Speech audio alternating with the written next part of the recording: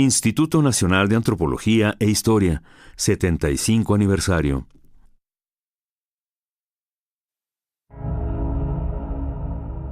El tiempo deja su rastro también en las instituciones. Las voces del conocimiento, el debate, la experiencia.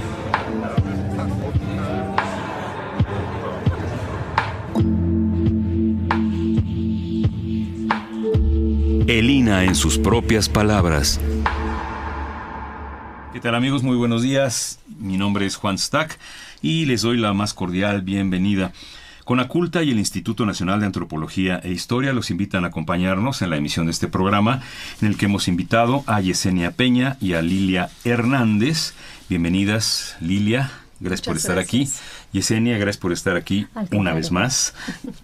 Y con ellas vamos a platicar sobre un tema que es medicina tradicional, los poseedores del conocimiento ancestral y contemporáneo, en una conversación que no sabemos a dónde nos llegue, pero vamos a iniciarla. Antes de iniciarla, quiero leer brevemente, solo brevemente, unos cuantos datos biográficos de nuestras invitadas.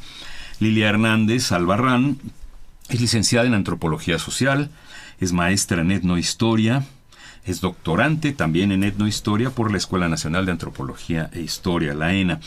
Sus líneas de investigación versan sobre antropología de la salud y antropología de la sexualidad.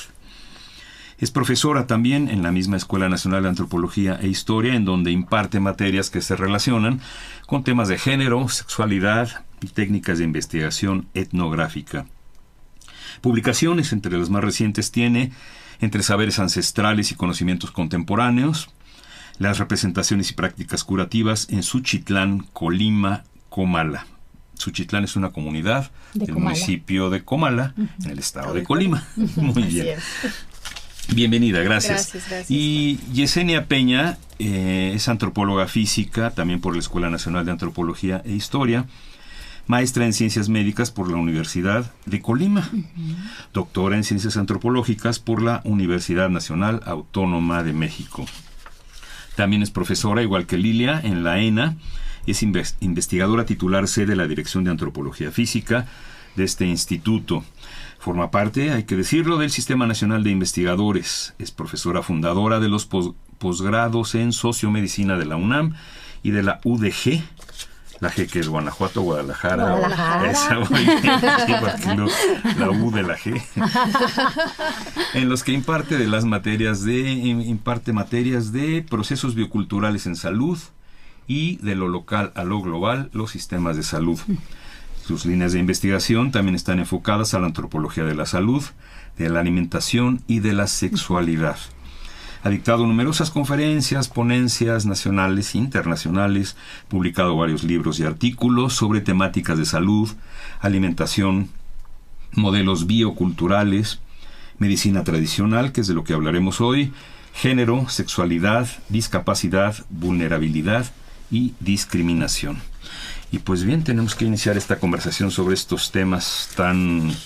Parece hablar de medicina tradicional, siempre suena a hierbitas, a infusiones, ¿a qué llamamos medicina tradicional? ¿Cómo la podemos definir? ¿Desde cuándo se practica? ¿Qué la hace diferente de la medicina convencional o alópata? ¿Quién contesta, Lilia o Yesenia? Pues mira, Juan, efectivamente, hablar de medicina tradicional, tendríamos primero que posicionarnos en qué es lo tradicional, la tradición. Y eso significa transmitir, ¿no? ¿Qué estamos entonces tratando de transmitir en medicina tradicional?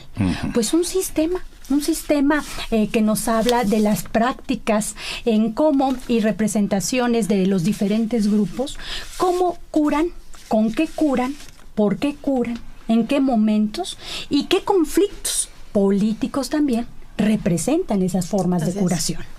Y que tiene que ver con una cosmovisión del mundo. O sea, estamos hablando de todo un sistema. No se trata solamente, como bien decías, de tecitos, infusiones, una sobadita. Estamos hablando de todo un sistema que implica un conocimiento del cuerpo, que implica el conocimiento de la naturaleza y toda una forma de ver la vida dentro del cual se está interpretando lo que es la salud, lo que es un padecimiento y de lo que es la enfermedad. Y es un conocimiento que es transmitido de generación en generación, que tiene todo un proceso histórico de desarrollo y de conservación o de modificación también. Y que por lo mismo tiene modelo, se tendría que explicar, describir y analizar dentro de sus propios modelos explicativos. Porque cuando lo tratamos de explicar la medicina tradicional por fuera, ¿qué crees que pasa? Pues pasa que la vemos como una medicina de pobres, una medicina subalterna, de frente a la medicina hegemónica o la medicina oficial de bata blanca o académica. Hegemónica la llamas, porque es la que domina. La que domina. La que nos impone. La vemos como una medicina de ignorantes, apócrifa, que ya no cumple un servicio, lo cual es totalmente diferente a la realidad, ya que sigue tan vigente, ya que sigue en la memoria de cada uno de nosotros, que podemos o no tener un origen indígena, pero sin embargo, en nuestras prácticas populares sigue vigente. Ahí sí, el tecito, el remedio y todos estos recursos. Hablar de la medicina tradicional es más que hablar de parteras o de la planta medicinal por la que se le ha reconocido. Pero ¿por quién se le ha reconocido? Por el ambiente biomédico. Claro. Y esas son diferencias muy sustanciales con la medicina hegemónica o académica o alopática, que tiene todo un sentido, no nada más de cómo curar, sino obedece a un sentido cultural y de la vida, de interacción con nuestro cuerpo, con el otro, porque también hay enfermedades colectivas, de rompimiento de reglas con el entorno natural y social. Vergüenza, envidia. ¿Son enfermedades? Por ejemplo, ¿no? Ese es un sentido muy diferente con la medicina convencional, por ejemplo. Y podemos, bueno, a lo largo de la plática podemos ir viendo cuáles otras diferencias hay, porque son abundantes, ¿no? La medicina alopática, hegemónica, habla de esto, que no son enfermedades ni padecimientos, sino son síndromes culturales, ¿no? Estos que mencionaste. Sí, pero sin embargo, ahí habría que hacer conciencia. A ver, ¿qué es una enfermedad? ¿No? Es un conjunto de signos y síntomas que se encuadran en una patología clasificada previamente. Esto para el saber médico hegemónico, en lo que llamamos la Clasificación Internacional de las Enfermedades. ¿Qué es un padecimiento? Pues un padecimiento es aquella condición subjetiva y objetiva que quita al individuo de hacer su vida cotidiana como la tiene. Por eso un padecimiento puede ser o no una enfermedad. Y también puedes estar enfermo de una manera y sano de otra, como muchos sujetos que padecen una discapacidad, pero están sanos. Entonces, estas realidades nos ponen en la mesa del debate que no existen enfermedades de segunda ni de tercera.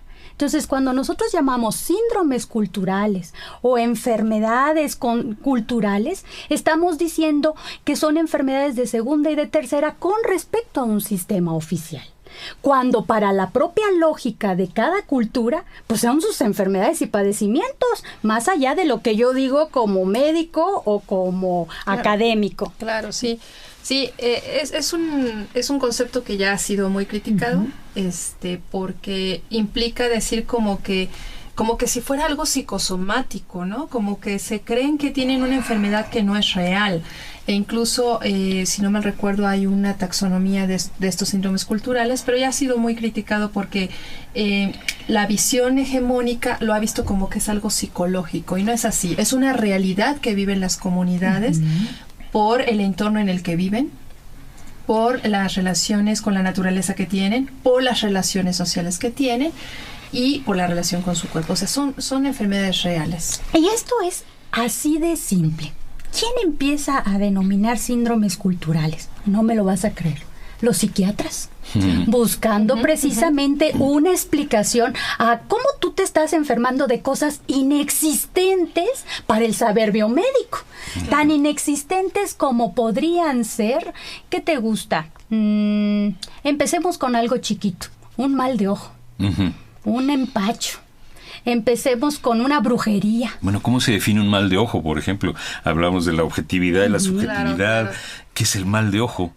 Que se habla tanto. El mal de ojo, bueno, es muy variable, porque también hay que tomar en cuenta que cuando hablamos a veces de un mal de ojo, de una brujería, de un empacho, va a variar un poco según cada grupo. Pero bueno, digamos que en términos generales, el mal de ojo es una enfermedad que puede ser, por ejemplo, en el caso de los niños, cuando un adulto quiere tocar a un niño y no lo toca, porque se le hace muy lindo, se le hace muy tierno, se le hace hermoso, y quiere tocarlo y no lo toca.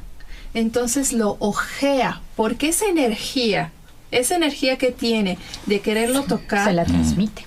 si bien por no tocarlo, se lo transmite. Entonces el niño, ¿cómo se pone? Se pone inquieto, no quiere comer, no duerme bien, está llorón, está chillón. Ese es uno de los ejemplos del mal de ojo. Me vio feo.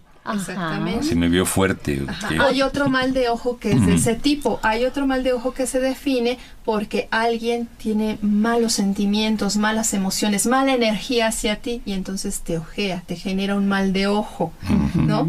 Porque esa energía negativa te la transmite, te la manda y hace que igual no estés inquieto, no puedas dormir bien, Llorón, o quieres comer pero no tienes apetito a la vez o lo que comes te cae mal. Por ejemplo, hay diferentes manifestaciones del sentido del mal de ojo. Ahorita te pongo 2 ejemplos que son como muy claros de cómo se ve el mal de ojo. Entonces, pues esto no tenían respuestas biomédicas, entonces es más fácil meterlo a un ámbito psicosomático o de la mente, donde tampoco se encontraron respuestas. Hablar de espanto, de susto, también lo querían meter en ese ámbito.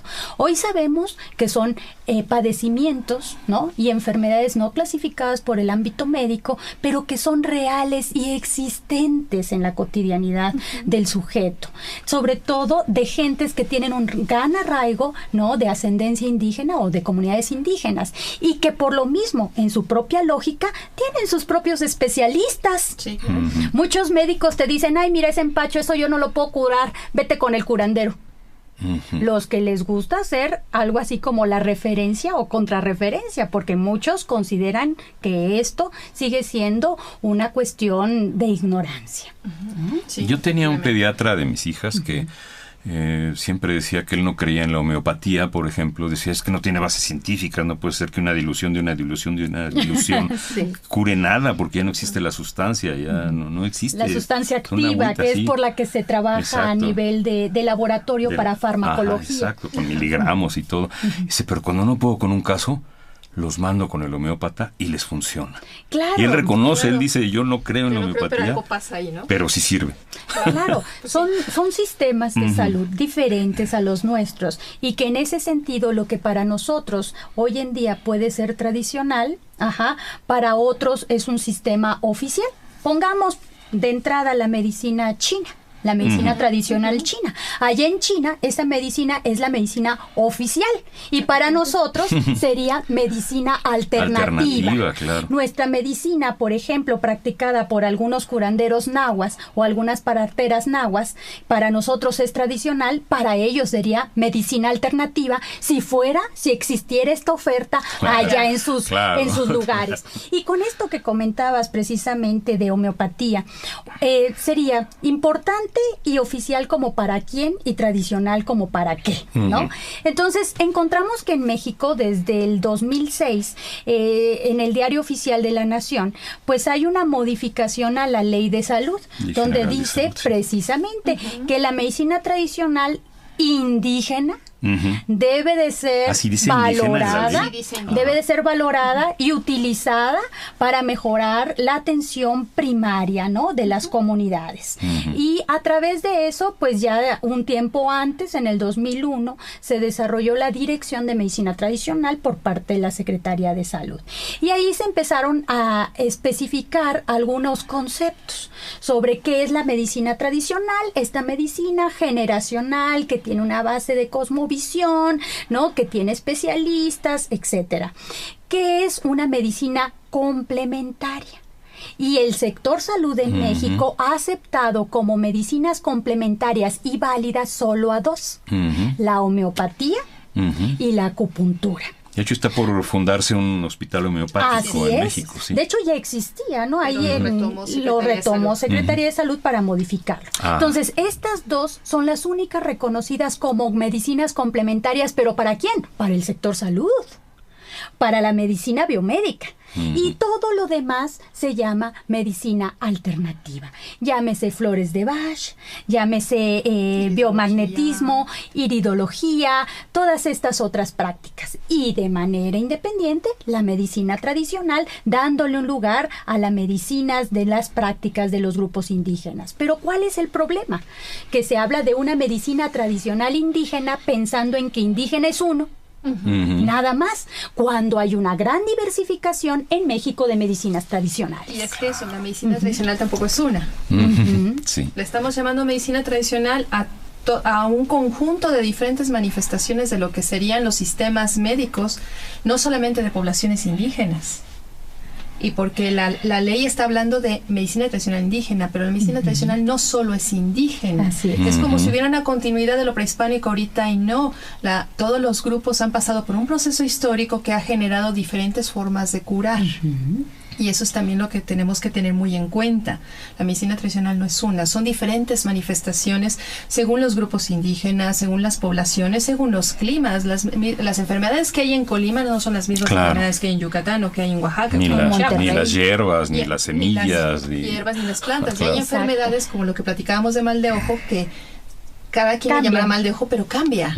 En algunas eran muy comunes y muy parecidas, e incluso las plantas también, pero en otras serán muy diferentes. Me gustaría hacer un poco regresarme un poco en el tiempo, porque estamos hablando de la medicina hegemónica, académica, alópata, que es apenas del siglo XX y XXI. Pero digamos, ¿qué pasa, haciendo un poco de historia, nada más para dar un repaso general? Cuando llegan los europeos y se encuentran un tipo de medicina aquí, ¿ellos qué medicina traían? No traían tampoco la académica, la de laboratorios, ni eso. Traían una medicina galénica, también hipocrática, y también, por supuesto, que hablaba de los humores, ¿no? De los 4 humores básicos. Y a estos 4 humores básicos, pues, le correspondían una serie como de enfermedades y una serie de curaciones. ¿Qué es lo que encontraron aquí ellos? Ellos encontraron diferentes sistemas, ¿no? Médicos que tenían bases comunes.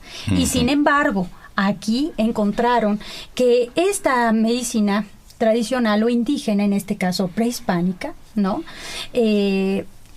Era una medicina que estaba de la mano con la cosmovisión, con la vida política, con la vida económica, que formaba parte de un todo, con la alimentación, etcétera. Alimentación. Así es. Claro. Entonces, el problema aquí es que un curandero o un especialista ritual implicaba entonces un ejercicio de herejía, porque estaba invocando dioses y no al Dios. ¿Y esto qué significaba? Y nada más para que nos demos ahí una entrada de esto. Fíjense ustedes, aquí un proceso inquisitorial que se encuentra en 1568 contra el indio Pablo Chapoli de Comala.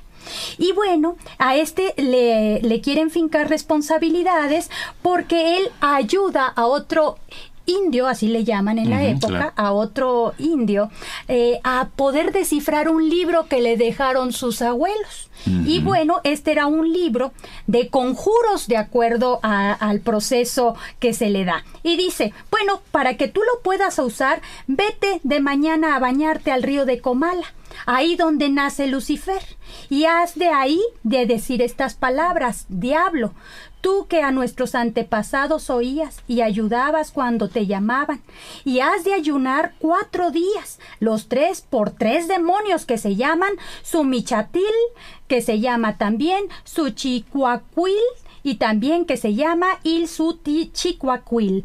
Entonces, todos estos elementos, los sacerdotes, los conocedores de prácticas tradicionales, pues pasaron a ser brujos. Y todas las denominaciones de fuerzas, de divinidades, pasaron a ser demonios. Este es un claro ejemplo, ¿no? Y bueno, a la persona se le hace su castigo, y uno de sus castigos es, pues ya no vuelvas a practicar esas herejías y brujerías. Pero también es contradictorio, porque si existe Dios, existe el diablo. Claro, Entonces, sí. pero en estas Para conjurarlo, para exorcizarlo, Claro. para lo que sea. Pero en estos ámbitos de procesos de autos de Inquisitoriales. fe, Ujú. estamos hablando aquí de una cultura donde la lógica no existían demonios, donde la lógica era otra, pero que vienen a implementarse esas ideas del bien y el mal a través de diablos y un solo Dios, donde precisamente se quita y se pone de manera subalterna y marginal todo este conocimiento, rompiendo la transmisión formal del conocimiento y persiguiéndola.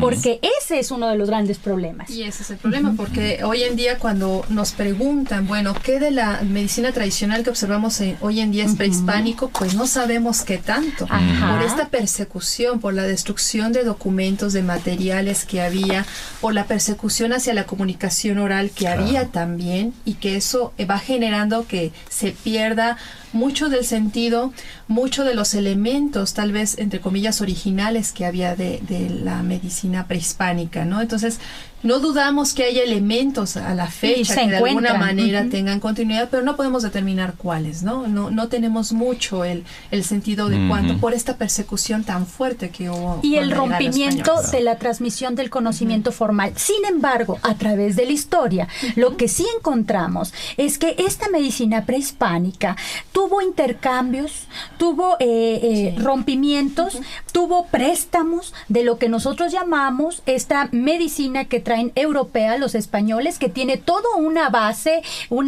árabe, ¿no? Y de la medicina claro. que fue desarrollada por precisamente la ideología religiosa También. católica. Claro. Porque ¿quiénes eran los médicos? Eran los monjes y eran los que estaban trabajando esto para desarrollarla. Y también por las influencias de los movimientos poblacionales, principalmente asiáticos, por ejemplo, en la zona de Occidente, filipinos, chinos, ¿no?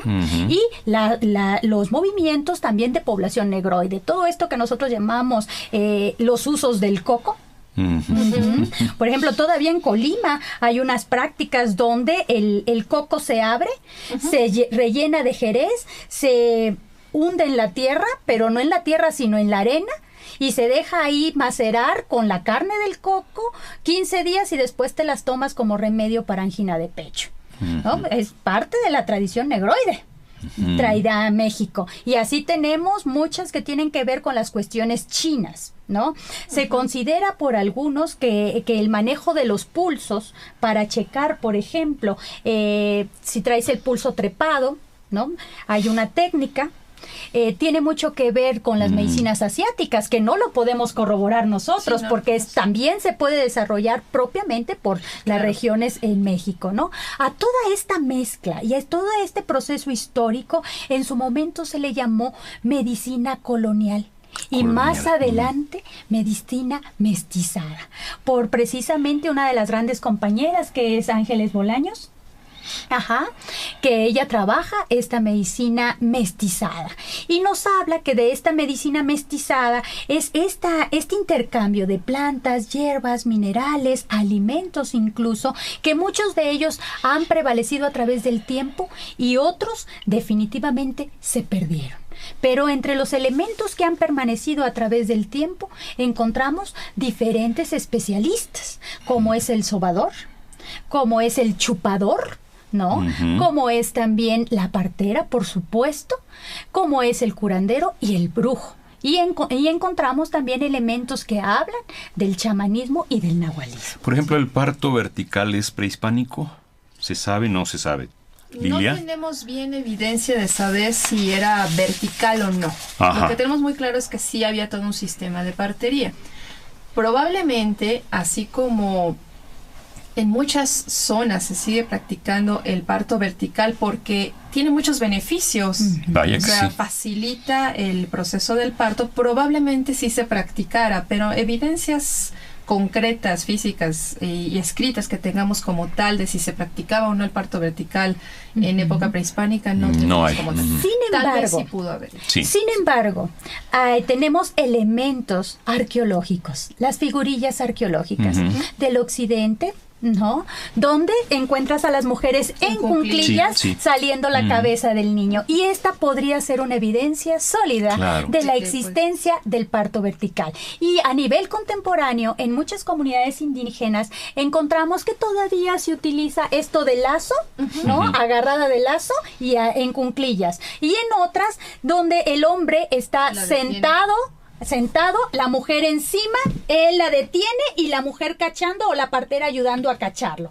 Encontramos otras donde dos mujeres habitualmente hacen un enredo o amarre por arriba de la cintura de la mujer para ayudar a expulsar al niño y ella en cuclillas, ¿no? Y así, entonces encontramos evidencias contemporáneas que sí nos están hablando de esta práctica y algunas evidencias arqueológicas que por supuesto hacen posible pensarlo, pero una cosa es estas técnicas y otra cosa es referenciarlo al parto vertical y natural que hoy te ofertan en el ámbito de la Secretaría de Salud. Es bien diferente. Claro, porque así le llamaron, ¿no? Para distinguirlo, cuando para la mujer es dar a luz o el parto, punto. El sector salud fue el que le puso la atribución de vertical.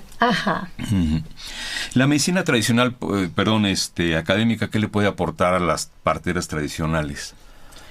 Puede aportar en el sentido como de ver algunas medidas, tal vez, para cuando un parto se complica, ¿no? Como un parto gemelar, como un parto donde hay el enredo del cordón umbilical, aunque ellas lo han solucionado por años, o sea, la verdad, ellas han recibido partos gemelares y con complicaciones, ¿no? Pero, por ejemplo, la medicina hegemónica ha tratado, por ejemplo, de dar algunos, desde los años 70, desde los 50 y los 70, de algunos cursos en los que daban algunas medidas de ese tipo o algunas medidas de higiene.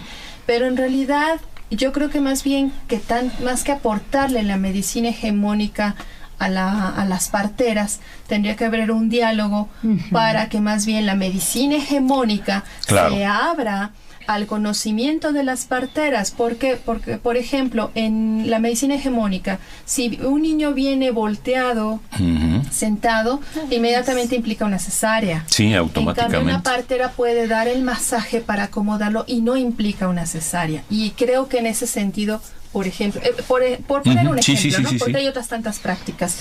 El seguimiento que se da durante el embarazo, que la partera va sobando, viendo que todo va bien, ¿no? Precisamente para llegar al punto en que va a dar a luz la mujer y evitar que el niño venga sentado, ¿qué hace la partera?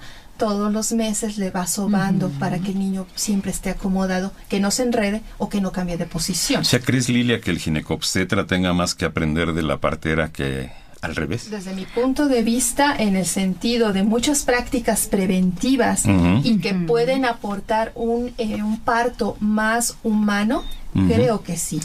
Sí, esto tendría que verse mucho con una situación de enriquecimiento mutuo entre el conocimiento contemporáneo y las practicantes de un conocimiento ancestral.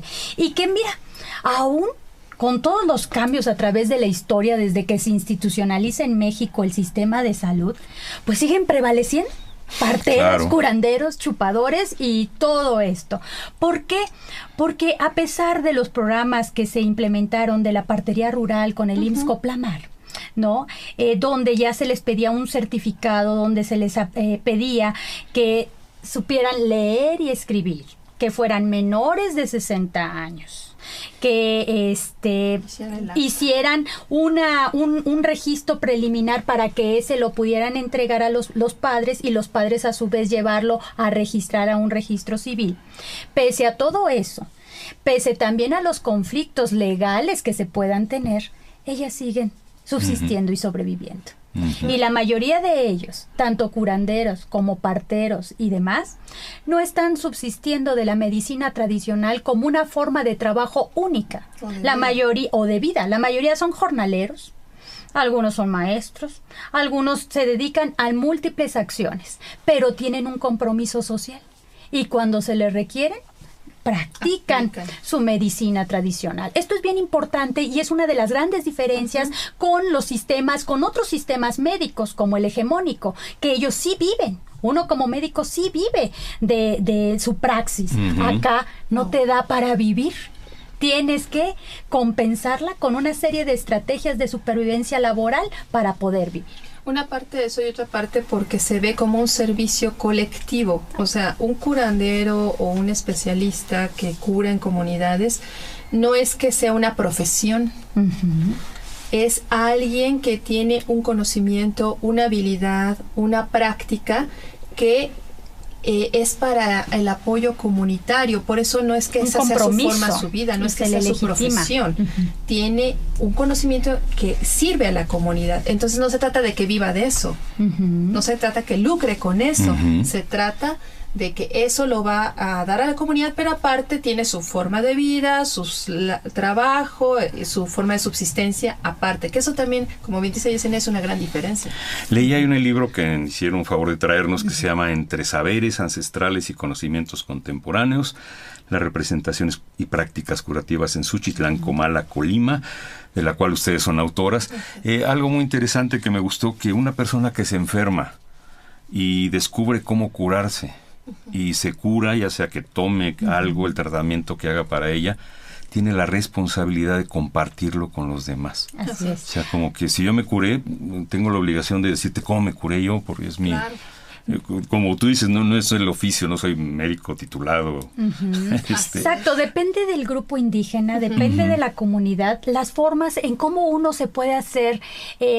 tener un acercamiento a esta medicina tradicional y generarse y legitimarse como médico tradicional, ¿no? Como especialista. Muchos dicen que es un don divino. Y depende de las regiones la existencia de ese don divino. Por ejemplo, dicen, nació tu niño y nació con batita blanca, porque nació con una serosidad blanca en su cuerpo. Entonces trae su batita de doctor, va a ser médico. Esa es una, por ejemplo. Qué bonito. Otras, nació con algún lunar. Otras, nació con ciertas características en el entorno, en el sistema de lo que se ve en el cielo. Otros más dicen, no, mi abuela curaba, mi papá curaba y yo fui aprendiendo viendo.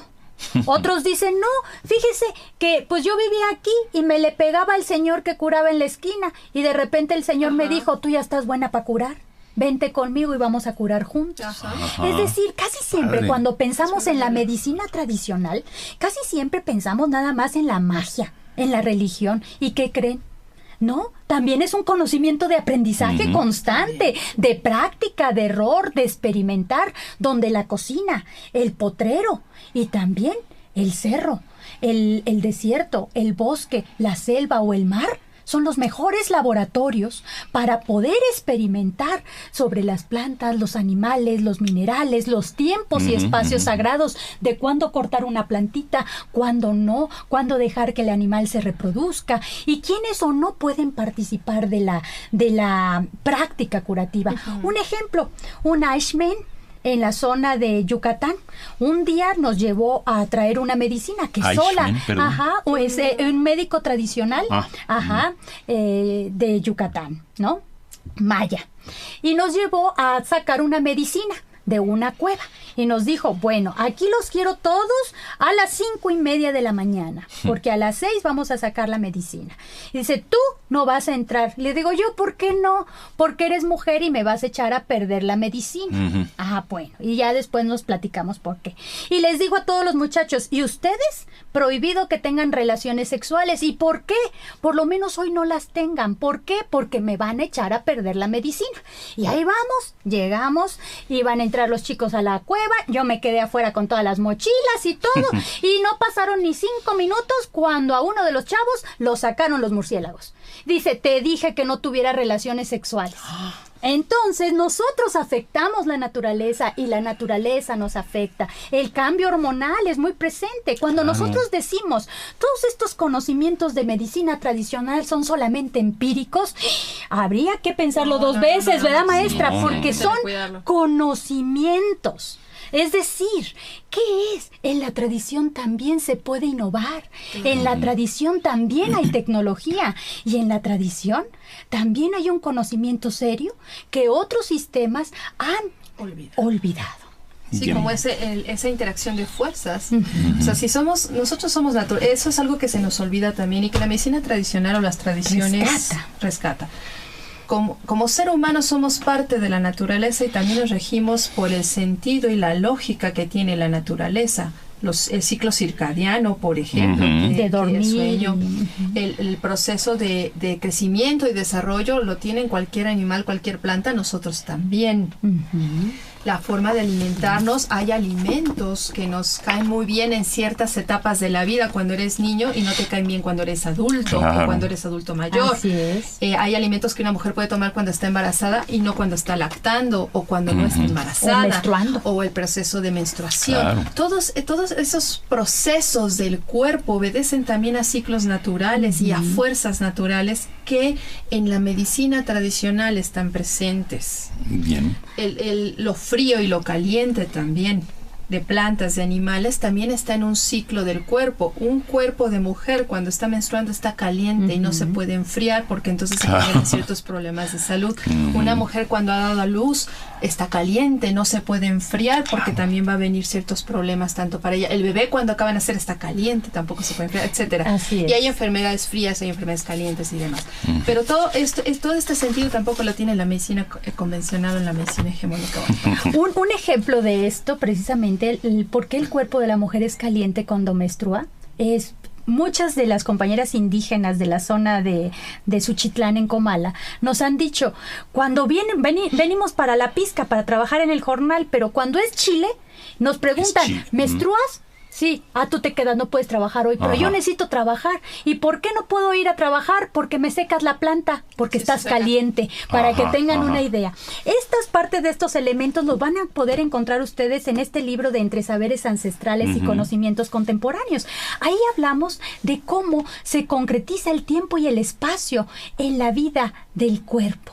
Este ciclo del ser cuerpo-persona, que muchas veces, para muchas de las culturas y sobre todo para la zona náhuatl donde nosotros hemos trabajado, genera un intercambio entre las fuerzas divinas, las fuerzas naturales y las fuerzas de cómo va cambiando este cuerpo. No es lo mismo que yo sea una mujer joven, que sea una niña, a que sea una mujer adulta ya sin menstruación. No es lo mismo que yo sea una mujer que ahorita no he tenido relaciones sexuales a que sea una mujer que ya tengo relaciones sexuales. Entonces, esto nos habla de diferentes tratamientos, terapéuticas, tiempos y espacios de cómo se trata al sujeto cuando tiene un padecimiento o una enfermedad. Y entender precisamente que muchos de los problemas de salud, incluso contemporáneos, no pasan por el saber médico hegemónico. Entre ellos, como ya comentábamos, todos estos padecimientos y enfermedades tradicionales. Le recordamos a nuestros amables ciberescuchas, cibernautas, que estamos aquí en Radio INA, estación de radio por internet de la Dirección de Medios de Comunicación del Instituto Nacional de Antropología e Historia, transmitiendo a través de www.radio.ina.gov.mx desde la Colonia Roma de la Ciudad de México para todo el planeta, y que estamos platicando con Yesenia Peña y Lilia Hernández sobre medicina tradicional. Mencionaba lo de los ciclos circadianos y bueno, es que se me vienen muchas cosas a la cabeza, se me agolpan, no sé ya qué preguntar, pero pienso, por ejemplo, que las vacas y las gallinas no les importa el horario de verano y que si es invierno. En automático se apaga la luz y ellos se duermen. Por supuesto, y los pájaros van a los nidos y todo, y a nosotros nos imponen cosas que, digamos, son como hasta antinaturales, ¿no? Sí, estas cuestiones son muy importantes. Por ejemplo, tú lo puedes ver en la ciudad con nuestros compañeros indígenas que vienen por primera vez a la ciudad. Algunos nos han platicado sus experiencias, ¿no? Como una compañera que nos decía, es que no quiero salir de la casa. ¿Por qué? Porque aquí hay muchos cables de electricidad y me van a robar el alma, por ejemplo. Esto es muy importante. O otros sujetos que nos hablaban precisamente de que quiero hacer, ahora al revés, ¿no? Soy de ciudad y quiero hacer el recorrido con el maracame. Bueno, que es otro especialista ritual, ¿no? De la zona Huichol. Y quiero hacerme el recorrido desde una zona de Guadalajara hasta Viricuta, en San Luis Potosí. Y ya me dijeron que me van a dar un tabaquito y que me van a dar un cuartito de peyote y otro cuartito hasta que lleguemos. Pero ya me advirtió algo. ¿Qué ¿Qué te advirtió?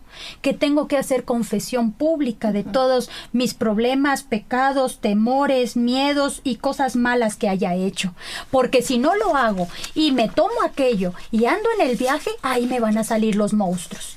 Este es otro ejemplo también de que aguas los que pensamos que qué padre María Sabina allá en Oaxaca, qué padre el maracamé, o sea, cuidado, porque estas son cuestiones rituales, no es nada más la experiencia de una bebida espirituosa o de un elemento de la naturaleza que provoca algún estado alterado de conciencia. Tiene un fin, y cuando no se lleva a cabo el fin, no se completa la meta, y ojo, no solamente tiene un fin, tiene un compromiso. Después de que haces eso con el maracamé, que te acepta, porque falta que te acepte, tienes un compromiso de 5 años para ir con la comunidad. Claro. Entonces, estas prácticas, porque mucha gente nos dice, a ver, doctora, si estamos hablando de medicina tradicional, díganos, entonces los indígenas sí le entran fuerte a la droga. A ver, esto es bien diferente, es otro sentido de cosmovisión y de la vida. Y tan no es así que son muy pocos los drogadictos y somos más los que no practicamos y sí andamos mal. Entonces, y también como a través del tiempo, vía esta visión, ¿no? Digamos, negativa, va transmitiéndose también. Por ejemplo, hoy en día se utilizan una serie de recursos que son para la cocina o las prácticas curativas que se utilizan para la droga y que nosotros ni sabíamos, como el anís estrella. Y entonces ya se prohíbe el anís estrella porque los chavos contemporáneos lo utilizan para drogarse. Entonces, ¿qué culpa tiene uno? Digo yo, ¿no? Entre otras cosas. O se prohíbe el epazote porque es tóxico, pero ha sido tradicionalmente utilizado. ¿Pero tú crees que un curandero no sabe las dosis? Claro que las sabe, pero es también una competencia de mercadotecnia y de una política económica. Claro, hablar es el caso de la coca, ¿no? Por ejemplo, la coca no es lo mismo en hoja para mascarla que el polvo blanco de coca, ¿verdad? Una es ilegal y otra es perfectamente medicinal. Claro, y ese es otro debate que está habiendo justo ahorita, porque COFEPRIS, Secretaría de Salud, a través de COFEPRIS va a meter una nueva norma. Ya tenía prohibidas algunas plantas. Desde el 99. Para infusiones y test. Claro que ahí está especificando para infusiones, test y demás, para cuestiones de empresas y de remedios curativos. Pero ahorita va a meter todavía más plantas. Entonces estamos hablando de que quienes están siendo de alguna manera perjudicados por estas prohibiciones son los médicos tradicionales, no tanto las empresas que están generando infusiones y cuestiones terapéuticas. Son los médicos tradicionales, porque de repente se están encontrando con que ciertas plantas que han sido usadas por muchos años, o podríamos decir ancestralmente, están siendo prohibidas. Y ese es un problema muy serio, porque entonces es quitarles otro elemento más. Otro elemento, pero además su conocimiento, porque si ya no las pueden usar, ¿qué van a usar? ¿Con qué lo suples el recurso? ¿Cómo se van a curar? Sí, si no es con estafiate, ¿con qué? Si no es con epazote, por ejemplo, con epazote, si no es con anís estrella, ¿con qué? Si no es con sábila, si no es con ruda. Entonces, pueden sustituir esas plantas tal vez para algunas cuestiones, pero no para todas las enfermedades. Y entonces esto es obligar a que las comunidades empiecen a entrar más al uso de la medicina hegemónica, abandonando la medicina tradicional, que por sí la medicina tradicional tiene muchos problemas para su conservación, para su difusión, para su preservación, para su reproducción, que están siendo desde el cambio del clima, que está siendo la deforestación, ¿no?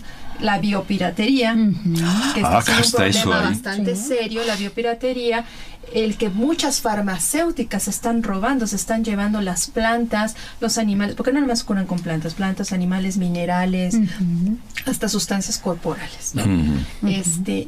Entonces de por sí ya está enfrentando ese panorama y le prohíben el uso de ciertas plantas, estás obligando a que abandonen.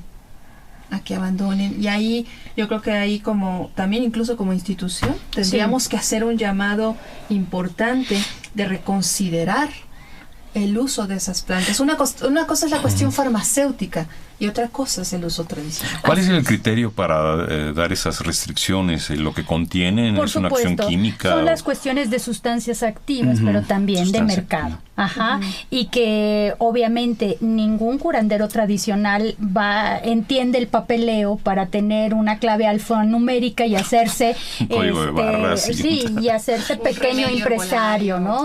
Porque de entrada yo se los puedo decir, hemos trabajado muy de cerca con muchos curanderos que han intentado esto.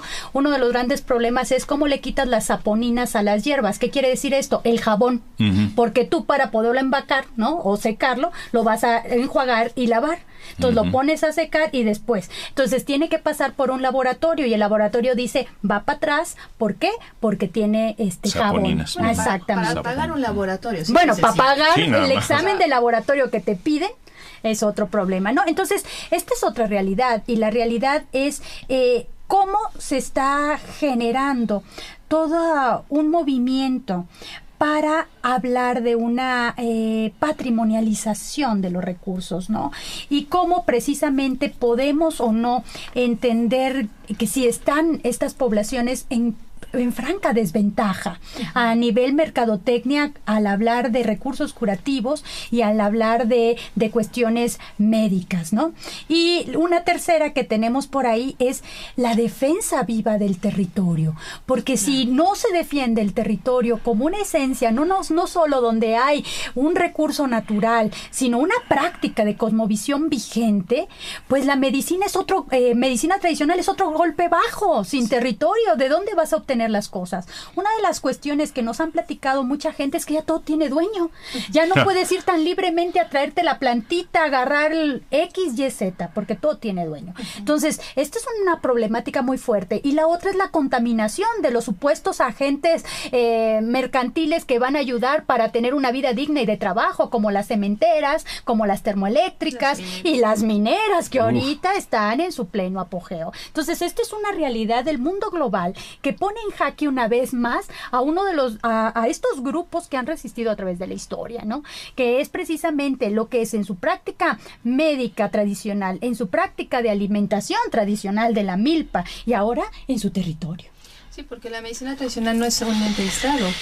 La medicina tradicional, la alimentación, la cosmovisión de los pueblos indígenas en este caso específico está íntimamente relacionado con su entorno, con su medio ambiente, por lo tanto con su territorio. No es cuestión nada más de, pues a lo mejor me voy a tal cerro a recoger la planta, ahora no puedo ir a tal, me voy al otro. No es nada más eso, sino todo el sentido que tiene a nivel cultural, a nivel de histórico. El desarrollo de los pueblos indígenas ha sido históricamente en relación íntima con el entorno ecológico en donde han vivido, en donde se han desarrollado. De ahí han generado ese conocimiento, por esa interacción tan íntima, tan cercana. Entonces, ya no nada más es, bueno, los recolocamos en cierto lugar como en un tiempo desgraciadamente hicimos, en un entorno parecido. Es que no es eso. Es rompe el la sentido que tiene de la relación.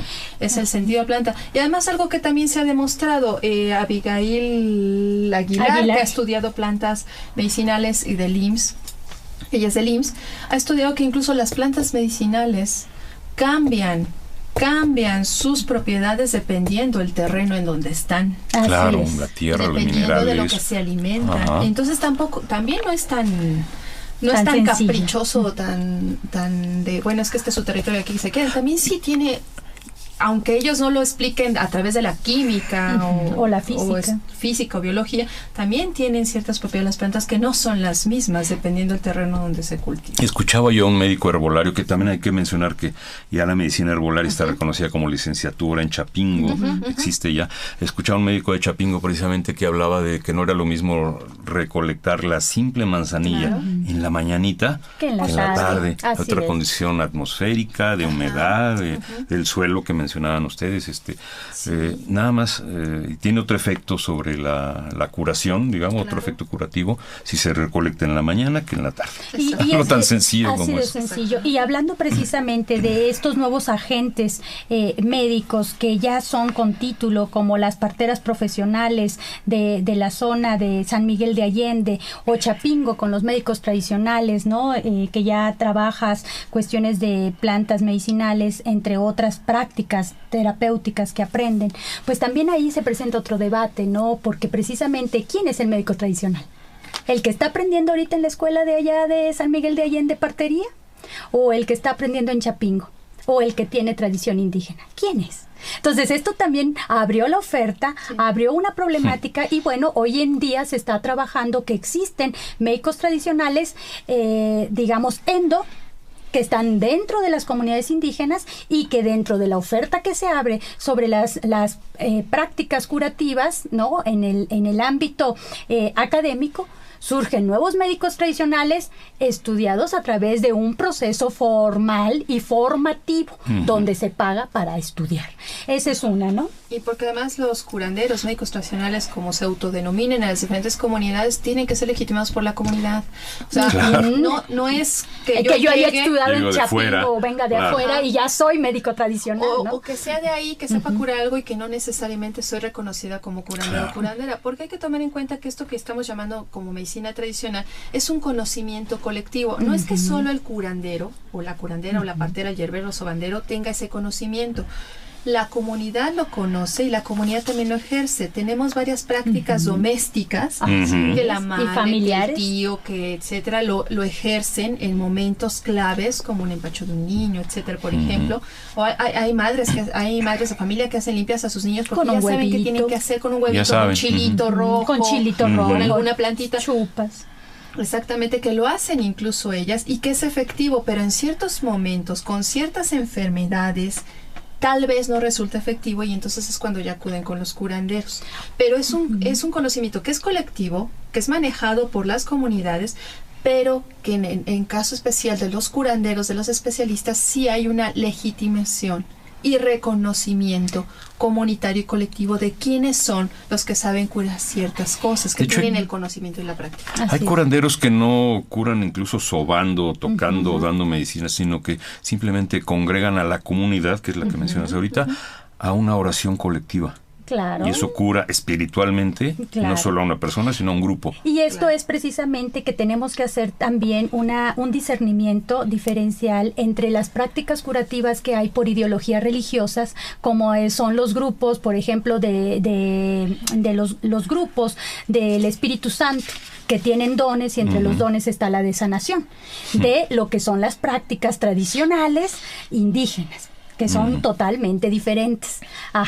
Entonces, aquí son como dos efectos y dos variantes diferentes. De ahí que nosotros los invitamos precisamente a ampliar la posibilidad de un discurso de descolonialización. ¿En qué sentido? En que sabemos que el cuerpo está medicalizado. Sabemos que la medicina tradicional también se trata de medicalizar dentro de la supuesta integración del sistema de salud, ¿no? Entonces, descolonizar es precisamente ir pensando en cuáles son esos atributos conceptuales que le estamos dando a la medicina tradicional que no son propias de ella, sino que nosotros se los estamos metiendo para facilitar la incorporación a nuestro sistema oficial, que no tendría nada de malo, pero bueno, yo nomás lo pongo en la mesa del debate, ¿verdad? Como una cuestión crítica que tendríamos que empezar a analizar, ¿no? Y otro de estos también es que pensar que también existen una serie de medicinas populares, y entre las medicinas populares, nosotros acabamos de ir, tenemos varios años trabajando con una de las más medicinas populares espiritualistas, ¿no? Que es la fidencista, ¿no? Que trabajan en religiosidad popular, la fidencista, ¿no? Y ahí la práctica curativa es diferente. Prestas tu cuerpo para que una entidad sagrada baje a ti. Y ahorita, en tiempos de crisis, adivinen quiénes están bajando. Anteriormente bajaba el niño Fidencio como una de las entidades positivas y sus amigos, como es el Santo Niño de Atocha, como es San José, etcétera. Hoy en día está bajando Pancho Villa como uno de los grandes elementos que ayudaron a la comunidad a salir adelante. Está bajando Zapata, el comandante Fierro, compadre de Pancho Villa. Está bajando la gitana, la niña Aurorita. Están bajando hasta la Santa Muerte.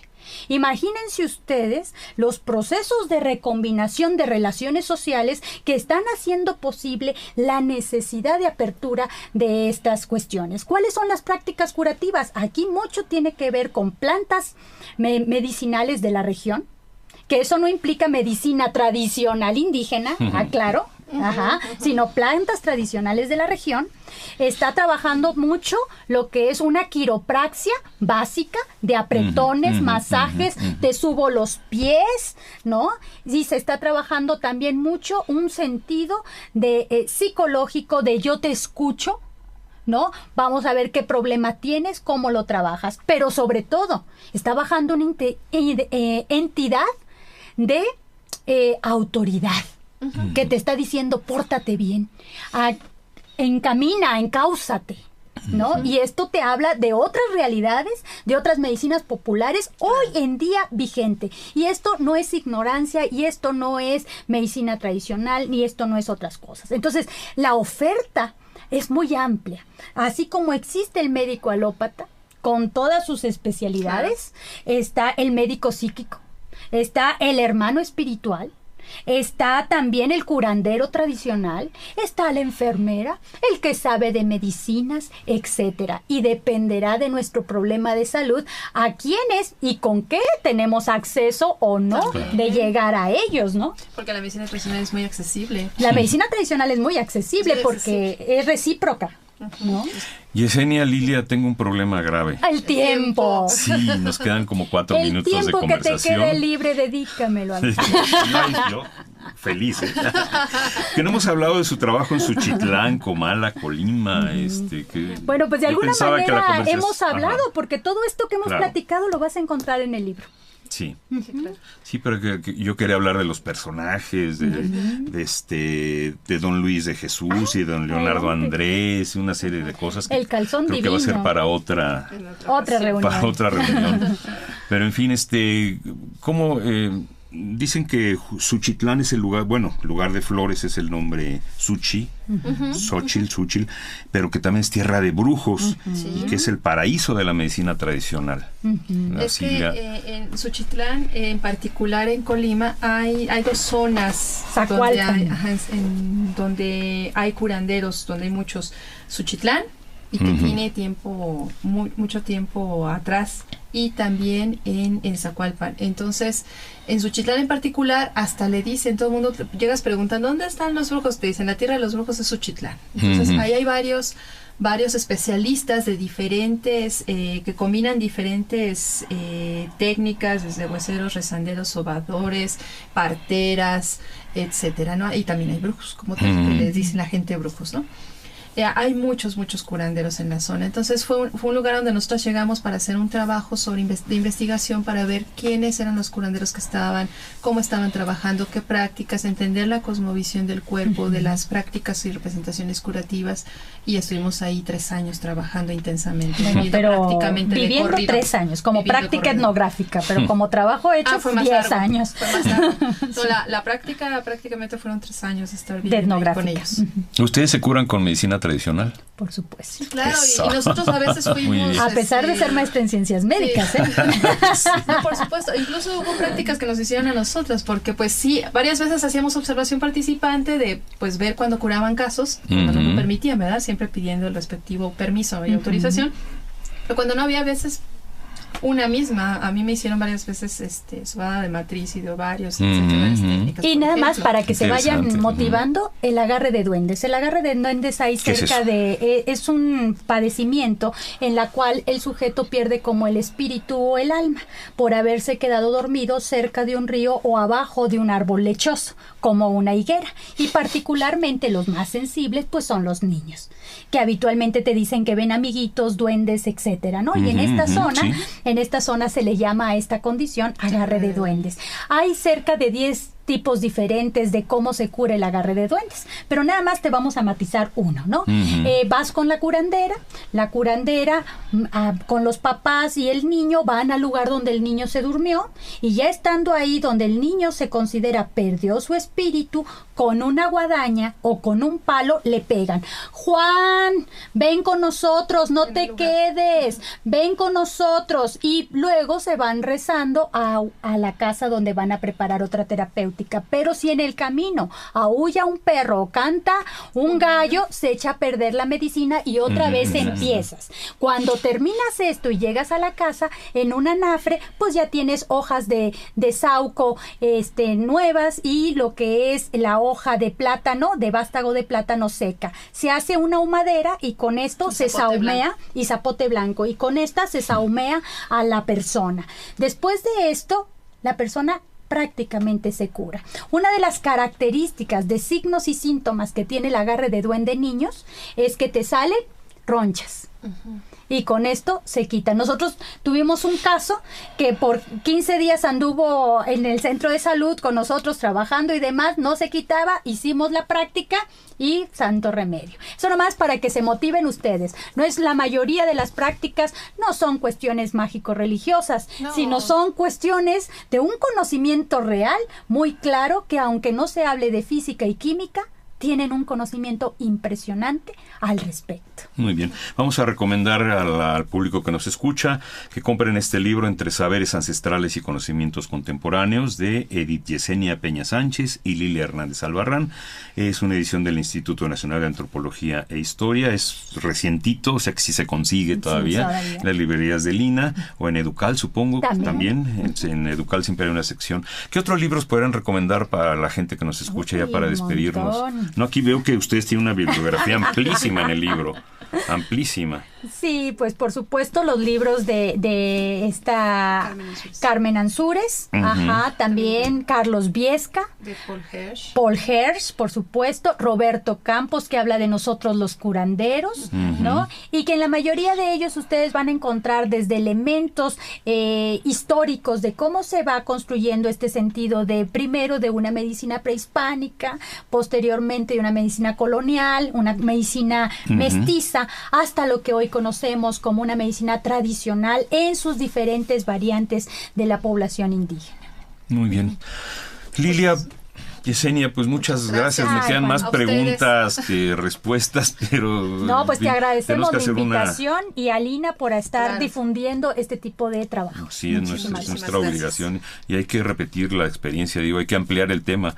Las invito ahorita aquí públicamente, que tengamos otra conversación. Claro que sí. Sí, porque se quedó más cosas en el tintero que lo que dijimos ante estos micrófonos. Adelante. Muchas gracias, Lilia, Yesenia, por estar aquí. Bien, amigos, así desde la conducción un servidor, Juan Stack, a nombre de Radio INA, damos por terminada esta emisión agradeciendo la valiosa participación de Lilia Hernández y Yesenia Peña, hablando sobre medicina tradicional, poseedores del conocimiento ancestral y contemporáneo. También gracias a nuestros ciberescuchas, a quienes les sugerimos consultar nuestros materiales a través de www.radio.ina.gov.mx. Como siempre, agradecemos el apoyo para la realización de esta serie de Pedro Francisco Sánchez Nava y Luis Alberto López Guario. Es una producción de la Dirección de Medios de Comunicación de Lina, a través de Gabriela Marentes y Evanibaldo Morales. En la operación técnica, Javier Cortés con Lauro Gaspar. Gracias, hasta la próxima.